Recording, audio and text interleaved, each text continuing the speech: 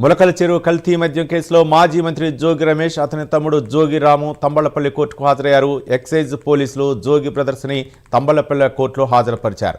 Thamballapalli court ఈ నెల 16 వరకు రిమాండ్ విధించింది. అనంతరం కోర్టు నుంచి నెల్లూరు సబ్ జైలుకు జోగి రమేష్, జోగి రామును తరలించారు. జోగి రమేష్ తంబళ్లపల్లి కోర్టుకు వస్తున్నాడని తెలిసి MLA Dwarakanath Reddy, Madanapalli YCP in charge Nisha Ahmed అక్కడికి చేరుకున్నారు.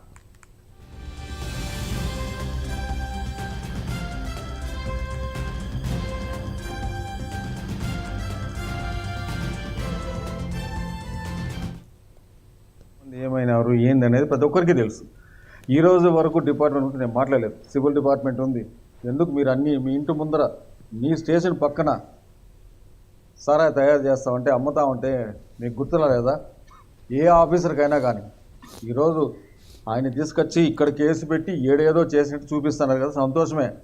మీరు ఏం చేస్తున్నారు? ప్రభుత్వం ఏం చేస్తూ ఉంది? సివిల్ డిపార్ట్మెంట్ లేదా? ఎక్సైజ్ ఒకటే ఉందా? రెవెన్యూ లేదా?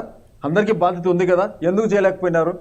మీ ముందరే కదా, మీ ఇంట్లో ముందరే కదా పెట్టుకొని నడి రోడ్లో మీ పోలీస్ ఆఫీసుకు ఎంఆర్ఓ ఆఫీస్కు మధ్యలో పెట్టి మీరు సారాయి తయారు చేశారు, సారాయి అమ్మినారు. అమ్మిన దానిలో ఎంతమంది చేస్తున్నారు అందరికీ తెలుసు. మాట్లాడలేదంటే మాట్లాడకుండా గమ్ముకుంటాం. ఏం చేస్తాం? ఈయన ఏం మాట్లాడినాడు? విజయవాడలో నీవన్నీ లిక్కర్ చూపించాడు, ఇది ఉంది, దానికోసం కేసు పెట్టినారు. ప్రతి మాట ఏదైనా కానీ నీట్గా సార్ చెప్పినాడు. ఎక్కడి కోసం రమ్మని ఆడికోసం సిబిఐ అనుకోరు. ఎందుకే లేకపోతున్నారు? సిట్టు ఓకే, ఏదైనా కానీ కేసులే కదా, చూస్తారు. ఏమైనా ముసలాడేం కాదు, నాకన్నా చిన్నోడే. కేసులే కదా, ఏమవుతాండే? ఇక్కడ కాకపోతే ఇంకా ఐదు కోట్లు తిప్పండి, 5 చోట్ల తిప్పండి, ఇబ్బంది ఏం లేదు, ఎవరు బాధపడరు. కానీ ఎట్లా ఉంటుంది అనేది చూపిస్తామంటే అంత వీళ్ళు అనుకుంటా ఉండేది ఏదో కాదు, విపరీతంగా చూపిస్తాం. ఇక్కడ కూడా పోలీస్ డిపార్ట్మెంట్ అందరూ ఉండరు, వాళ్ళకి తెలియదా? ఎవరు ఎంతమంది